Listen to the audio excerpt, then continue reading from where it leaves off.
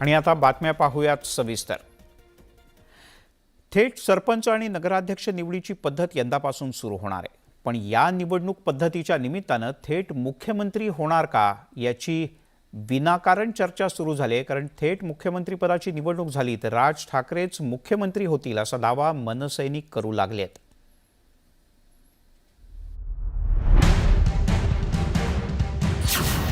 मनसेला हवी थेट मुख्यमंत्री पदाची निवडणूक।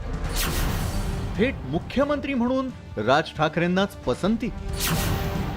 मनसे कार्यकर्त्यांच्या शिडात उत्साहाची हवा।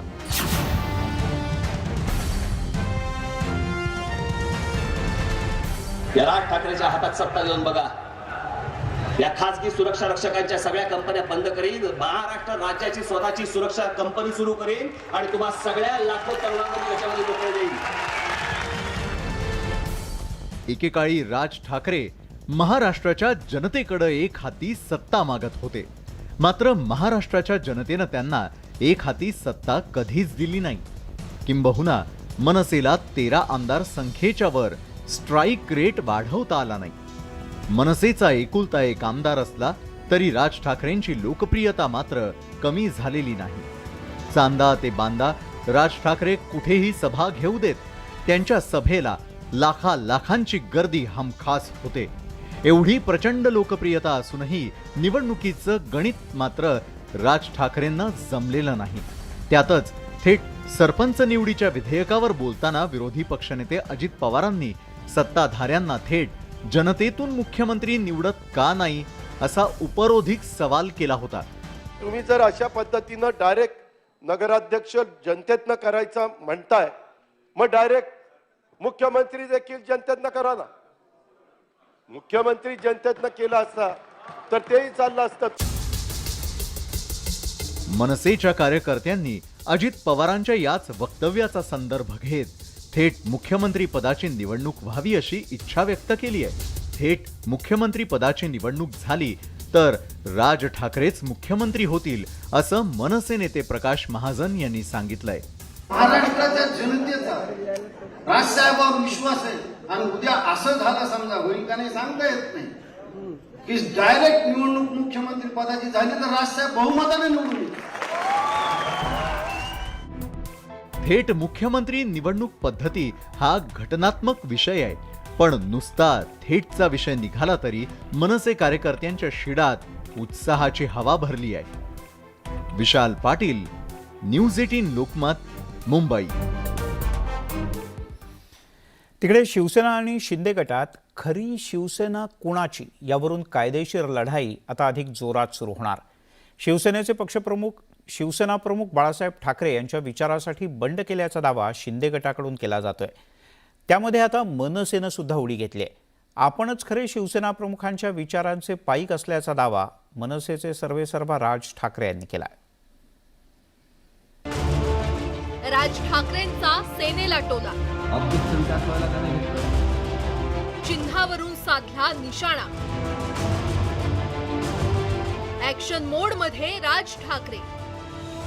बऱ्याच कालावधीनंतर मनसे अध्यक्ष राज ठाकरे पुन्हा एकदा ऍक्शन मोड मध्ये आल्याचं पाहायला मिळालं।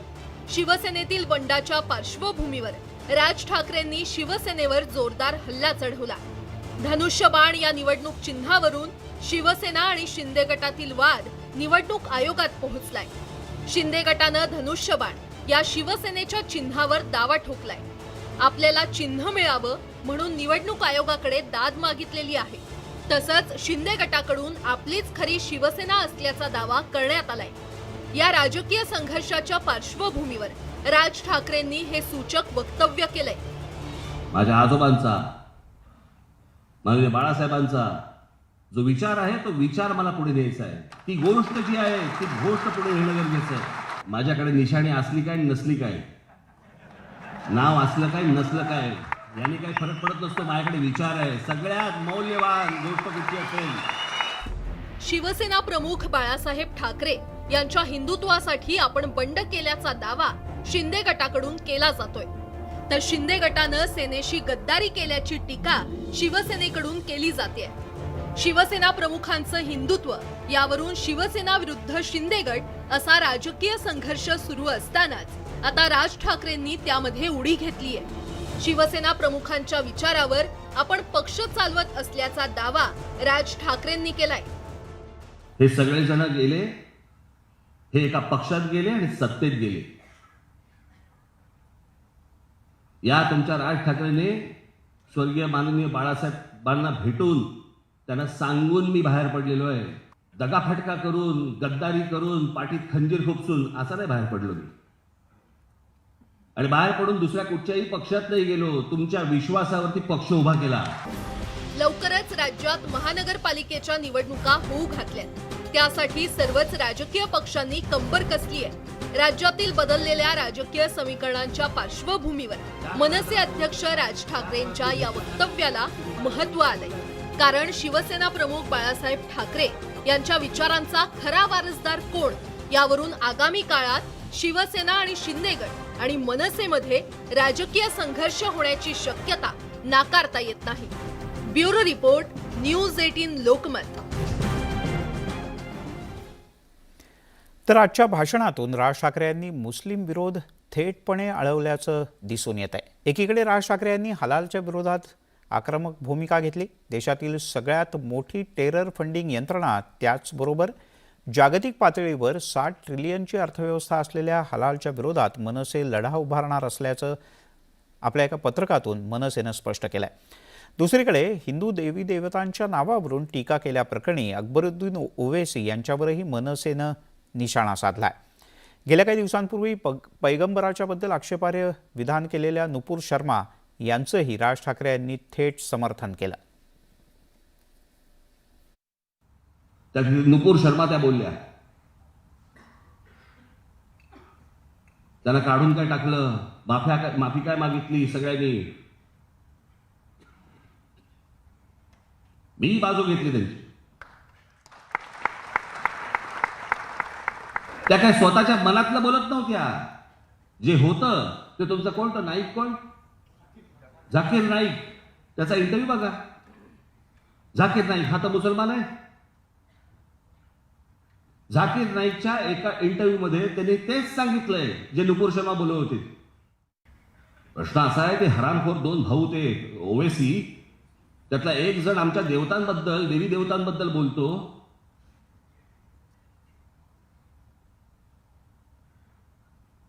क्या नाम है उनके, गणपती, लक्ष्मी, ये वगैरे वगैरे. शेवट काय बोललाय तो वाक्य, कैसे कैसे मनहूस नाम रखते हैं ये. आमच्या देवी देवतांचे नावं काय, मनहूस. त्याला कोणी माफी मागायला नाही सांगणार या देशात. मनसेनं नवीन आंदोलन हाती घ्यायचं ठरवलंय. देशातील सगळ्यात मोठी टेरर फंडिंग यंत्रणा तसंच जागतिक पातळीवर 60 ट्रिलियनची अर्थव्यवस्था असलेल्या हलालच्या विरोधात मनसे लढा उभारणार आहे. मनसेनं घेतलेल्या भूमिकेमुळे कदाचित नवीन वाद पेटण्याची शक्यता आहे.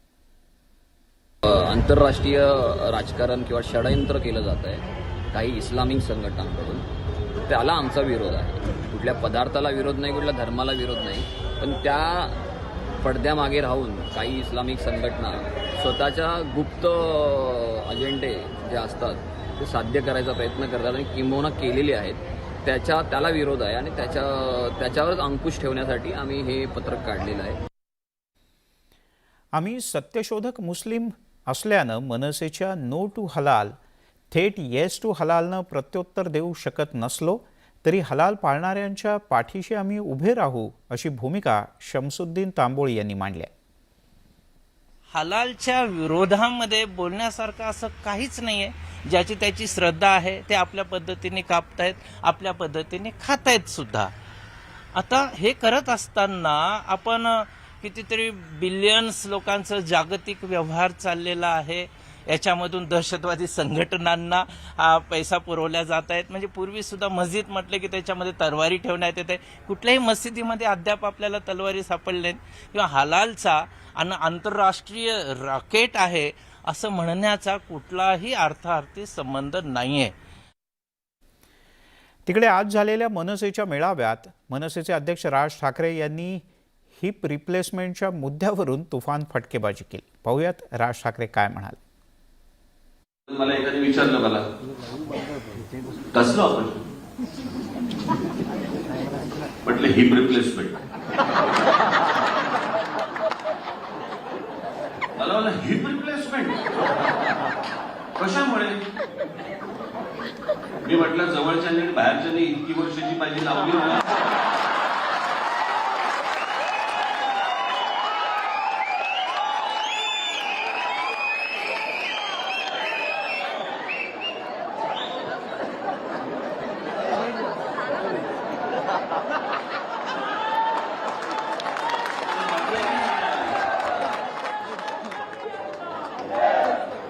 बदलायचीच वेळ आली सगळं. एक काय काय येतात तो काय हार्ट रिप्लेसमेंट असते, काय काय किडनी रिप्लेसमेंट असते वगैरे वगैरे. एकाने मला विचारलं अच्छा हिप रिप्लेसमेंट म्हणजे दुसरी लावणार.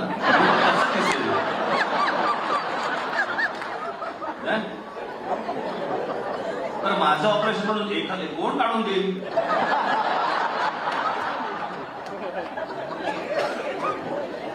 साहेब बरं दिसत नाही, माझी घ्या.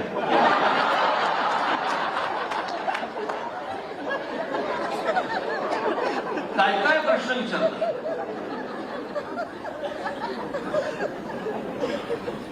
माझे एक तर ते डॉक्टर होते आमचे, त्यांनी त्या पहिल्या ऑपरेशनच्या वेळेला बाहेर आले आणि या पत्रकारांनी विचारलं हे कुठेही खातात, एखाद्याच्या गेलेल्याच्या घरी पण जातात, काय वाटतंय काय वाटतंय काय?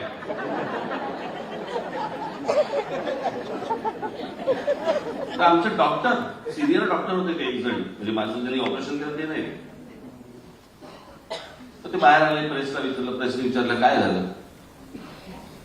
मी आपलं ऐकतं त्या मोबाईलवरती त्यांचं त्याचं काय झालं, ते राजसाहेब टेनिस खेळायला गेले होते आणि ते त्यांच्या ढोबणावर आपटले. डॉक्टर या वयाला जेव्हा ऑपरेशनला गेलो तेव्हा मी त्यांना भेटलो, म्हटलं मागच्या वेळेसारखं काहीतरी बोलू नका. मला म्हणाले साहेब मागच्या वेळेला तर मला खरं तर गांडीवर पडले सांगायचे.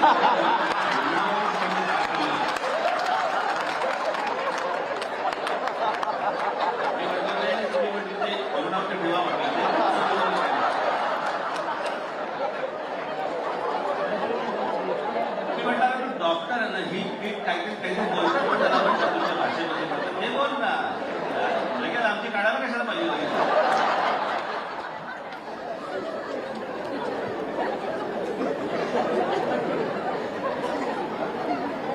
कोण कोण भेटतात मी तुम्हाला सांगतो ना, एक एक जण. राज ठाकरे स्टाईल. तिकडे शिवसेना आणि शिंदे गटातला राजकीय सत्ता संघर्ष आता थेट सर्वोच्च न्यायालयाच्या घटनापीठाकडे गेलाय. मंगळवारी सुनावणीच्या दरम्यान सरन्यायाधीश रमण्णा यांनी हा निर्णय दिला. त्यामुळे आता हे प्रकरण घटनापीठाकडे वर्ग करण्यात आलंय. दरम्यान निवडणूक आयोगाला शिवसेनेच्या चिन्हाबद्दल निकाल देण्यास सर्वोच्च न्यायालयानं तुर्तास मज्जाव केलाय.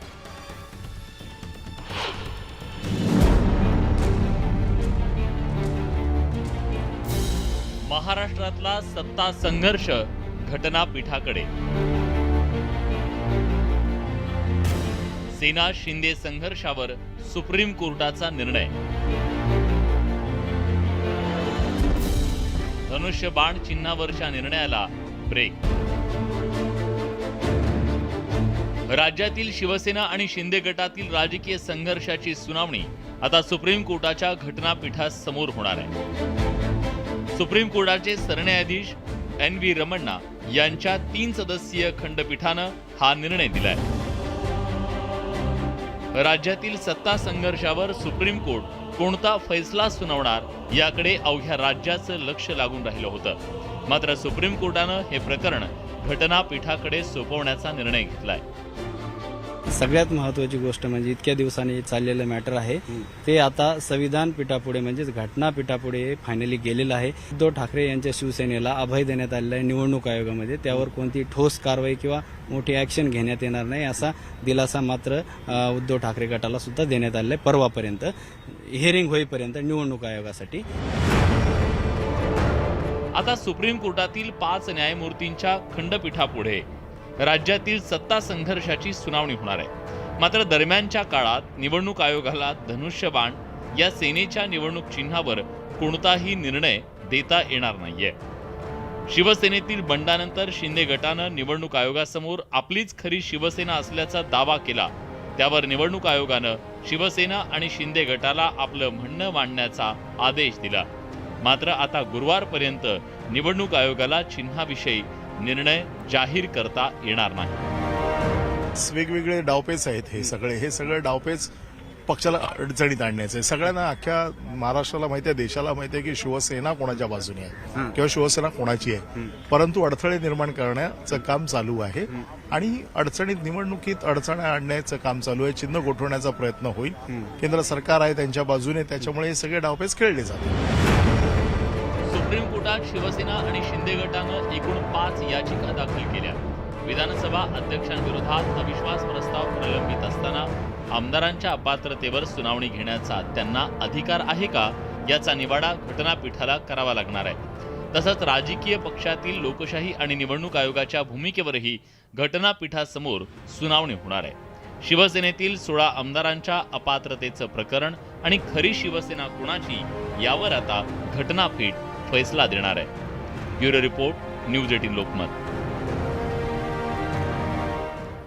तिकडे एकनाथ शिंदे गटाच्या वतीनं टप्प्याटप्प्यानं जवळपास 1.5 लाख प्रतिज्ञापत्र केंद्रीय निवडणूक आयोगाकडे आधीच सुपूर्त करण्यात आले आहेत. शिंदे गटाच्या वतीनं शिवसेना निवडणूक चिन्ह आणि पक्षावर दावा करण्यात आला आहे आणि त्यासाठी शपथपत्र सुद्धा देण्यात आलेत. केंद्रीय निवडणूक आयोगाच्या प्रक्रियेनुसार कागदपत्र देखील पूर्ण करण्यात आली आहेत. आणि आपल्यासोबत शिंदे गटाचे वकील निहार ठाकरे आहेत. निहारजी, या प्रतिज्ञापत्राच्या मुळे नेमका काय फायदा शिंदे गटाला होणार आहे आणि तुम्ही कशी बाजू मांडणार आहात? नमस्कार. नमस्कार. कसं आहे, आता आपण 19 जुलैला आपण एक पेटिशन फाईल केला होता इलेक्शन कमिशनच्या समोर. हो. आणि तिथे आपण असं म्हणण्यात आलं होतं की एकनाथ साहेबांचा जो गट आहे त्या गटाला ओरिजिनल शिवसेना म्हणून घोषित करावं आणि जो चिन्ह आहे धनुष्यबाण तो त्या गटाला दिला पाहिजे. आणि त्यानंतर जे इलेक्शन कमिशननी जे ऑर्डर्स पास केले त्या ऑर्डर्स आणि डिरेक्शनच्या हिशोबाने आम्ही 8 ऑगस्टला ॲफिडेव्हिट इलेक्शन कमिशन समोर फाईल केलेले. त्याच्यात आम्ही 40 आमदार आणि 12 खासदार असे ह्यांचे ॲफिडेव्हिट जे एकनाथजींना सपोर्ट करतायत, जे त्यांना आपले नेता मानतायत, हे असे आम्ही ॲफिडेव्हिट फाईल केले होते. बर. आणि त्यात आम्ही लिबर्टी घेतली होती की अजून ॲडिशनल डॉक्युमेंट्स आम्हाला फाईल करायचे आहेत. बर. तर आज आम्ही कमीत कमी 1.5 लाख ॲफिडेव्हिट फाईल केले जे पार्टी ऑफिस बेअरर्स आहेत, पार्टी मेंबर्स आहेत, प्रायमरी मेंबर्स आहेत शिवसेनेचे. बर. ते सगळे फाईल केलेत आज आम्ही. आणि आता कसं आहे, आज सुप्रीम कोर्टाने जो निर्णय दिलाय त्यामुळे आम्हाला 25 तारखेपर्यंत म्हणजे परवापर्यंत आपल्याला सगळ्यांना थांबायला लागेल. आणि जो निर्णय होईल त्या निर्णयाच्या हिशोबाने आम्ही आमचं जे काय वाटतं ते आम्ही पुढे घेऊन जाऊ इलेक्शन कमिशन सोबत. आणि जितकाही जो नंबरचा आम्हाला साथ आहे मध्ये MLAंचा असो किंवा खासदारांचा असो, पार्टी बॅररचा असो, त्याच्याने आम्हाला खात्री आहे की जे काही निर्णय लागतील ते आमच्या बाजूनी लागतील. बर बर. निहारजी, धन्यवाद. तुम्ही न्यूज 18 लोकमतशी बोललात त्याबद्दल. हे होते शिंदे गटाचे सर्वोच्च न्यायालयात आणि निवडणूक आयोगाकडे असलेले वकील निहार ठाकरे. तिकडे निवडणुकीची रणनीती ठरवण्यासाठी महाविकास आघाडीची एक बैठक पार पडली. या बैठकीत महाविकास आघाडीचे 3ही प्रमुख नेते उपस्थित होते. न्यायदेवतेवर आमचा विश्वास असून आम्ही कोरोनासारख्या संकटावर मात केली तर हे संकट आमच्यासाठी काहीच नाही, असं उद्धव ठाकरे यांनी म्हटलंय. बऱ्याच दिवसानंतर आम्ही तिघही पक्ष एकत्र भेटलो. सगळे आमचे सहकारी आमदार बांधव भगिनी आणि नेते मंडळी एकत्र भेटलो आणि चांगलं झालं, चांगल्या गप्पा झाल्या. मी हेच सांगितलं की महाविकास आघाडी सरकार म्हणून आम्ही करोनाच्या काळामध्ये म्हणजे त्या संकटाचा मुकाबला केला, तर हे संकट काय आहे? तेव्हा तर ते एक जगावरती आलेलं विचित्र संकट होतं, कोणाला काही कळत नव्हतं, पण त्याचा मुकाबला महाविकास आघाडी सरकारने एक महाराष्ट्राला दिलासा देणं, महाराष्ट्रामध्ये आरोग्य सुविधा वाढवणं, त्या चांगल्या देणं, अशा पद्धतीने एक चांगला कार्यक्रम म्हणा किंवा त्याचा मुकाबला आम्ही केला, तर त्या संकटापुढे संकट काहीच नाही. आता भेटलं आम्ही बऱ्याच दिवसांनी, जरा बरं वाटलं एकत्र भेटून. आम्ही कुठेही फुटलेलो नाही आहोत, एकत्र आहोत. याच्यामुळे पुढे काय करायचं हे जेव्हा करणार आहोत तेव्हा मी तुम्हाला सांगणार. मला न्यायदेवतेवरती विश्वास आहे आणि दोन गोष्टी या बाबतीत मी सांगू इच्छितो की न्यायदेवतेच्या डोळ्यावरती पट्टी असते, याचं कारण कायद्यासमोर सगळे सारखे असतात, पण त्याच वेळेला जनता उघड्या डोळ्याने सगळं बघत असते. आणि न्यायदेवता आणि जनता ही लोकशाहीचे आधारस्तंभ जोपर्यंत आपल्या देशात मजबूत आहेत तोपर्यंत या देशामध्ये लोकशाहीच राहील, बेबंदशाही येऊ देणार नाही. तिकडे विधिमंडळाचं अधिवेशन सुरू झाल्यापासून विरोधकांच्याकडून सदनाच्या बाहेर सरकारच्या विरोधात जोरदार घोषणाबाजी केली जाते, आंदोलन केलं जातं. विशेषतः शिंदे गटातील आमदारांना डिवचण्याचा प्रयत्न घोषणाबाजीच्या माध्यमातून वारंवार होतो. सोमवारी बिस्किट पुढे घेऊन विरोधकांनी शिंदे गटाच्या आमदारांच्या विरोधात घोषणा देत परिसर दणाणून सोडला होता.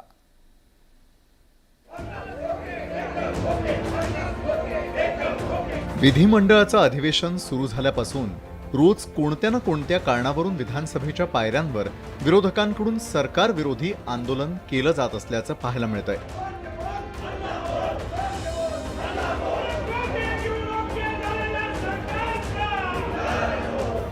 शिवसेनेतील 40 बंडखोर आमदारांना विरोधकांकडून सतत टार्गेट केलं जात आहे.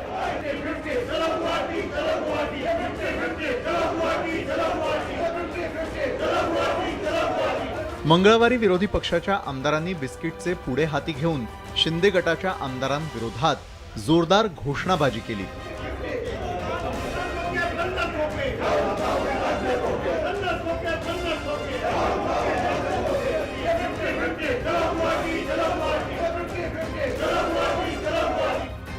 नुकतेच विरोधकांनी 50 खोके एकदम ओके अशी घोषणाबाजी करून शिवसेनेतील बंडखोर आमदारांना चिडवण्याचा प्रयत्न केला होता.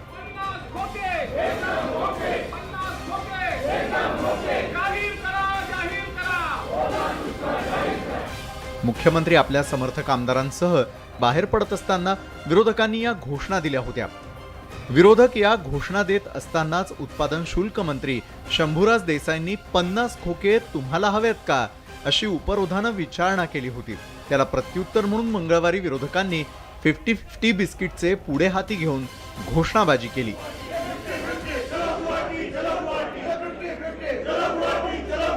त्या दिवशी एक मंत्री महोदय ह्यांनी पायऱ्यांवर आपल्या सर्वांच्या समोर विचारलं 50 खोके आम्हाला पाहिजेत का.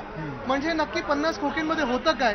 आता 50-50 50-50ची आमच्या हातात बिस्किटं आम्ही आज घेतलेली, पण त्याच्या हातात अजून काही होतं का 50-50चं आणि गुवाहाटीला का गेले हा मोठा प्रश्न आहे. पण जे मंत्री महोदय ह्या राज्याचे तात्पुरते सरकारचे गद्दार सरकारचे एक बोललेलं आहे, त्यांचं वक्तव्य खरे हा देशाने बारकाईने ऐकायला पाहिजे. अशा मस्तीमध्ये कोणी पायऱ्यांवर मंत्री एवढं ओपनली दुसऱ्यांना ऑफर देऊ शकतो का, ह्याचा पण विचार ह्या जनतेने आणि मतदारांनी केला पाहिजे. विधिमंडळ अधिवेशनामध्ये पहिल्या दिवसापासून सत्ताधारी शिंदे सरकारला घेरण्याचा प्रयत्न विरोधकांकडून केला जातोय. विशेषतः शिंदे गटाचे आमदार विरोधकांच्या टार्गेटवर आलेले आहेत. शिंदे समर्थक आमदार शहाजी बापू पाटील यांच्या काय झाडी काय डोंगर या डायलॉग प्रमाणेच विरोधकांनी 50 खोके एकदम ओकेच्या घोषणा दिल्या जात आहेत.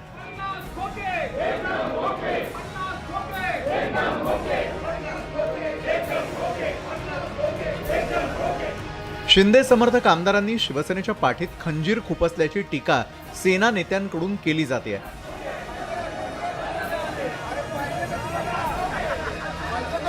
विधानसभेच्या पायऱ्यांवरील आंदोलनातून शिंदे समर्थक आमदारांना त्याची रोज आठवण करून देण्याचा प्रयत्न विरोधकांकडून केला जातोय. Bureau report, news 18 Lokmat. दिवसभराच्या बातम्यांमध्ये पहिली बातमी आता राजकारणातली. विधिमंडळाच्या पायऱ्यांवरची आंदोलनं कायमच लक्षवेधी असतात आणि या आंदोलनात गेल्या काही दिवसात सातत्यानं पुढे आहेत धनंजय मुंडे. पण ते आज अचानक गायब झाले होते. त्यामुळे आंदोलनाचा केंद्रबिंदू असलेले मुंडे गेले कुठे याची चर्चा सुरू राहिली. संजय शिरसाटला मंत्रिपद देणाऱ्या या सरकारचा सरकार आंदोलक धनंजय मुंडे गेले कुठं?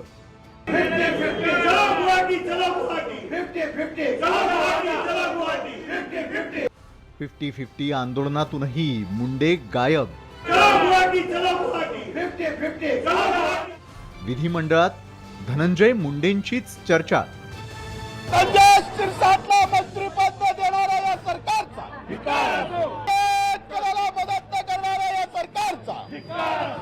विधिमंडळाच्या पायऱ्यांवरील आंदोलनाचा विरोधकांचा हा आवाज पहा. विधिमंडळ पायऱ्यांवरच्या आंदोलनाचं नेतृत्वच जणू धनंजय मुंडेंकडे होतं.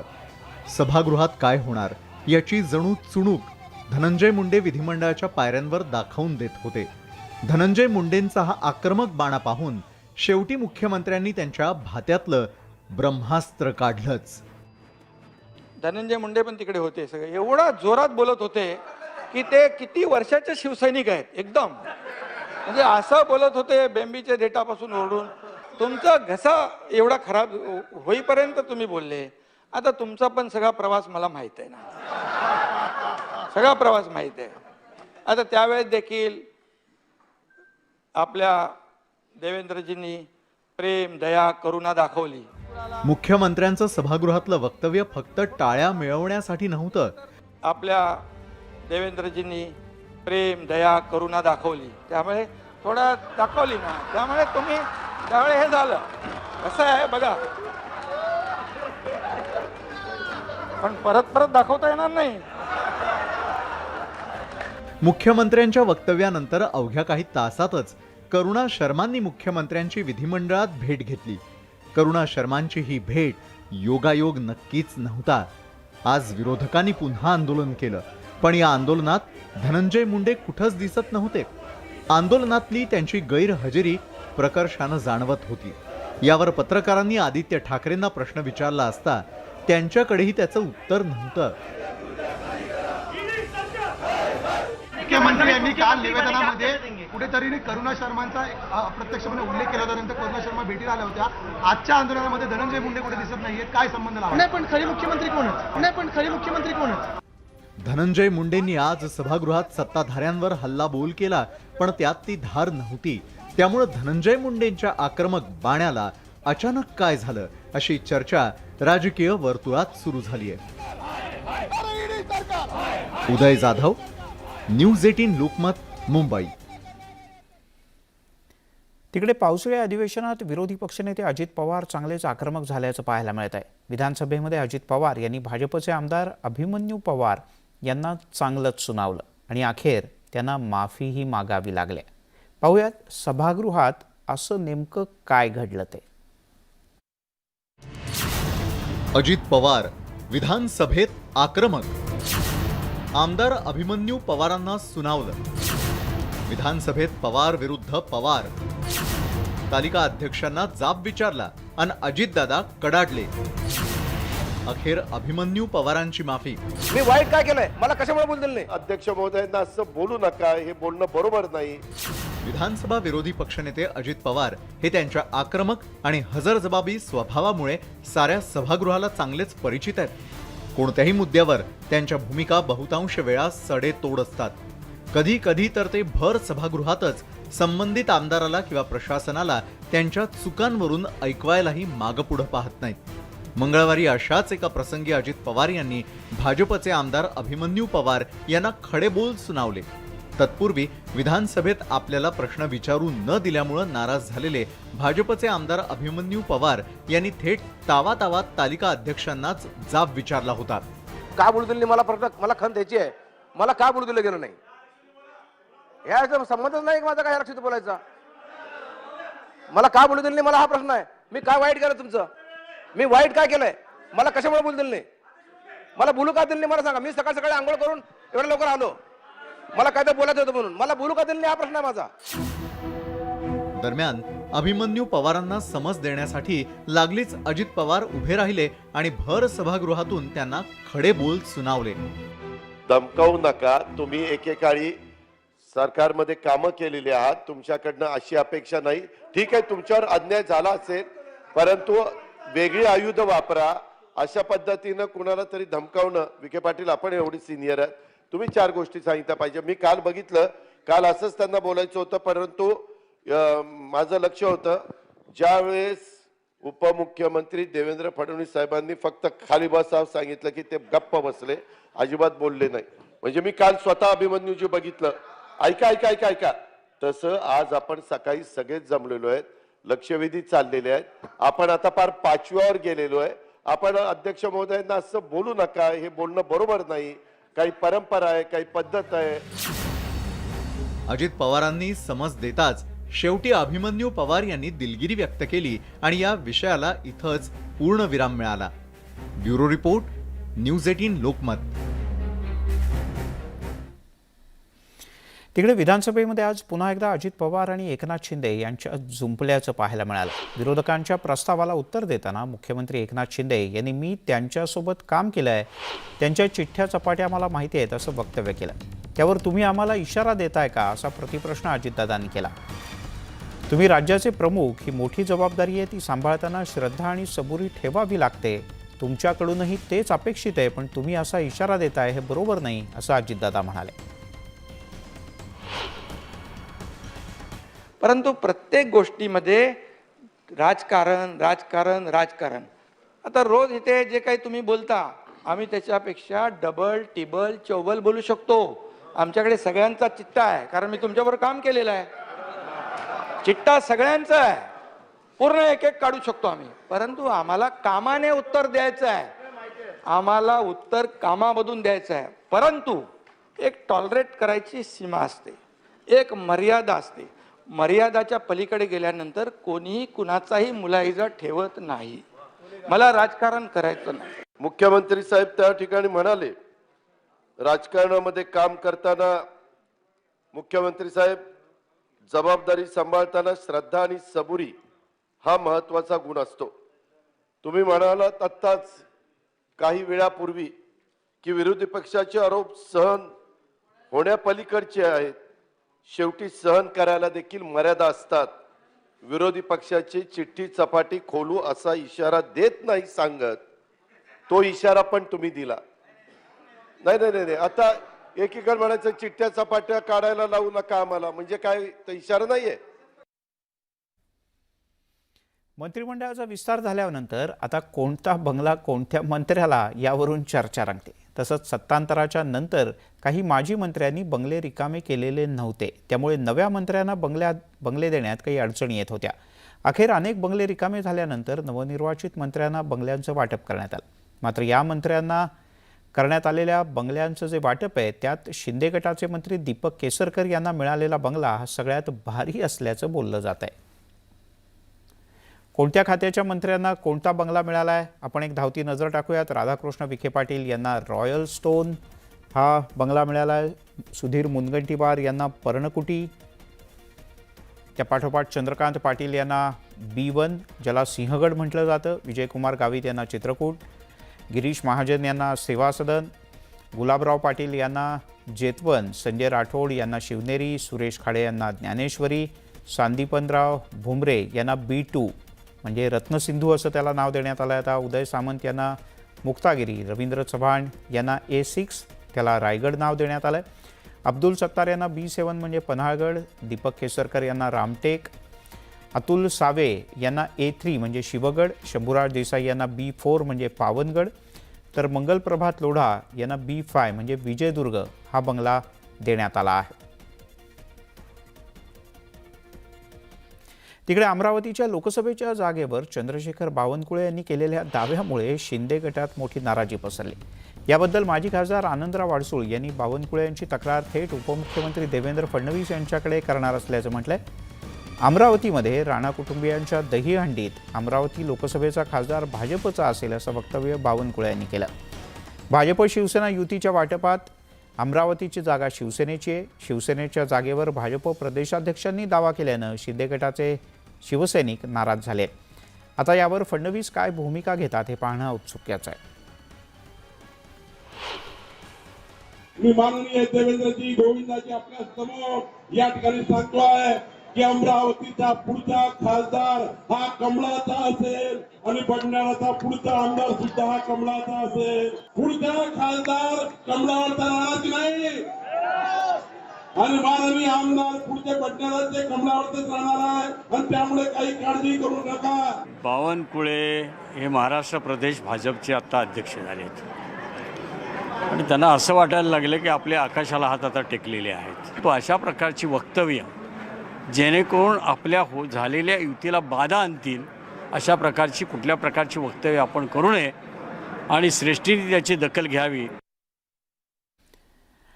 बिग बॉस फेम आणि भाजपच्या नेत्या सोनाली फोगट यांचं आज हृदयविकाराच्या झटक्यानं गोव्यात निधन झालं. मात्र त्यांच्या बहिणींनी त्यांच्या मृत्यूमागे काहीतरी काळं असल्याचा आरोप केला आहे. त्यांचा मृत्यू हा नैसर्गिक आहे की घातपात याबद्दल आता सोशल मीडियावर अनेक पोस्ट व्हायरल होत आहेत. अभिनेत्री नहीं करने आई हूँ, जो मुझे गालियां दे मैं उसके आगे काम करती घूमूं. आणि हरियाणातील भाजपच्या नेत्या सोनाली फोगट यांचं गोव्यात हृदयविकाराच्या झटक्यानं निधन झालंय. त्या अवघ्या 42 वर्षांच्या होत्या. सोनाली यांच्या निधनाची बातमी ऐकल्यानंतर त्यांच्या चाहत्यांना मोठा धक्का बसलाय. सोनाली यांनी त्यांच्या मृत्यूपूर्वी सोशल मीडियावर काही फोटो व्हिडिओ शेअर केले होते.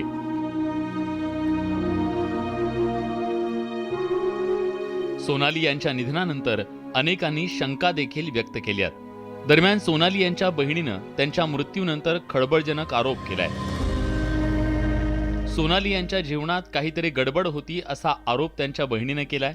बहिणीच्या आरोपानंतर एकच खळबळ उडाली असून सोनाली यांच्या मृत्यूवर शंका उपस्थित केल्या जात आहेत.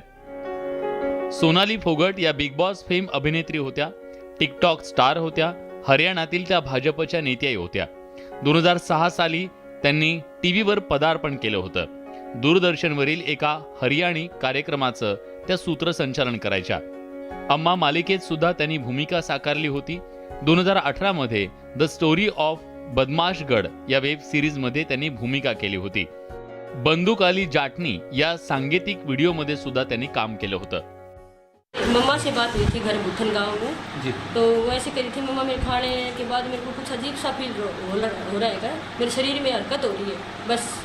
तो उसने कहा कि तुम डॉक्टर के चले जाओ. बोले जाएंगे, ऐसे पता नहीं सुबह का नाम लिया या कल का नाम लिया, जैसे इस बात का कोई भी पता नहीं है. सुबह तो फोन ही आ गया था 8 बजे कि वो एक्सपायर हो चुके.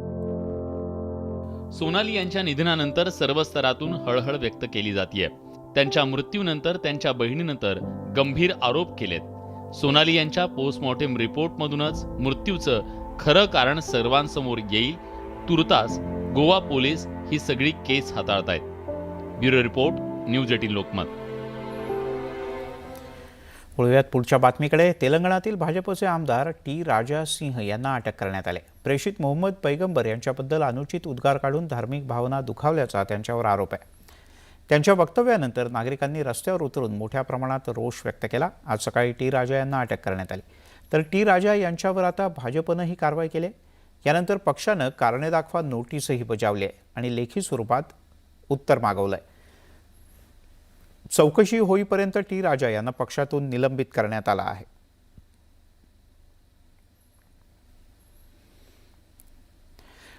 आणखीन एक महत्त्वाची बातमी. ब्रिटनच्या अर्थव्यवस्थेमध्ये 300 वर्षातील सगळ्यात मोठी घसरण दिसून आली. रॉयटर्सनं दिलेल्या अहवालानुसार ब्रिटनमध्ये उत्पादन क्षेत्रात 2020 मधील सर्वाधिक घसरण पाहायला मिळते. दरम्यान यूकेसह संपूर्ण जगात कोरोना महासाथीचा प्रादुर्भाव होता. सोमवारी जाहीर करण्यात आलेल्या अधिकृत आकडेवारीनुसार जागतिक अर्थव्यवस्थांपैकी एक असलेल्या ब्रिटनवर या महासाथीचा मोठा परिणाम झाला आहे. त्यामुळे आता इतर देशांच्या तुलनेत ब्रिटनच्या GDPवर विपरीत परिणाम झाला आहे. ऑफिस फॉर नॅशनल स्टॅटिस्टिकलनं जारी केलेल्या आकडेवारीनुसार ब्रिटनच्या GDPमध्ये 11% जास्त घसरण झाले. या रिपोर्टनुसार 1709 नंतर पहिल्यांदाच देशाच्या GDPत झालेली ही सगळ्यात मोठी घसरण आहे. तिकडे देशातील गॅस कंपन्यांच्या दरवाढीचा थेट परिणाम वाहनांच्या विक्रीवर झाला आहे, कारण CNG वाहनांच्या विक्रीत त्यामुळे मोठी घट होताना समोर आलाय. गेल्या वर्षभरात गॅसच्या किमती 50 ते 60% वाढलेत, त्यामुळे आता कारची विक्री 10 ते 15% कमी झाली आहे. ही परिस्थिती पाहता आता society of Indian automobile manufacturers असोसिएशनने या प्रकरणी लक्ष देण्याची विनंती केली. ETIGच्या अहवालात गाड्यांचे वाढलेले दर याकडे सुद्धा लक्ष वेधण्यात आलंय. पेट्रोल आणि डिझेलच्या वाहन खरेदीवर सूट देण्यात आल्यानं CNG कार 80 ते 90 हजारांनी महागल्या आहेत. CNG वाहनांच्या विक्रीचा वाटा उद्योगाच्या एकूण वाहन विक्रीत 12% होता. देशात विकल्या जाणाऱ्या CNG वाहनांपैकी सुमारे 85% वाहनं महाराष्ट्र, गुजरात, उत्तर प्रदेश, हरियाणा आणि दिल्लीमध्ये विकली जातात. व्यवसायामध्ये भरभराट व्हावी आणि पुत्रप्राप्ती व्हावी यासाठी पुण्यातल्या एका उद्योजकानं अतिशय विचित्र उद्योग केल्याचं समोर आलंय. मांत्रिकाच्या सांगण्यावरून या महाभागानं पत्नीला सगळ्यांच्या समोर आंघोळ करायला भाग पाडलं. महाराष्ट्रात अंधश्रद्धेची पाळंमुळं किती खोलवर रुजलेत हे त्यामुळे अधोरेखित होत आहे. अंधश्रद्धेचा कळस अघोरी नवस.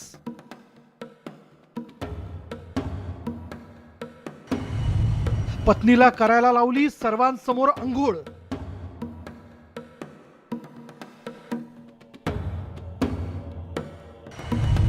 पुण्याच्या उद्योजकाचे नसले उद्योग.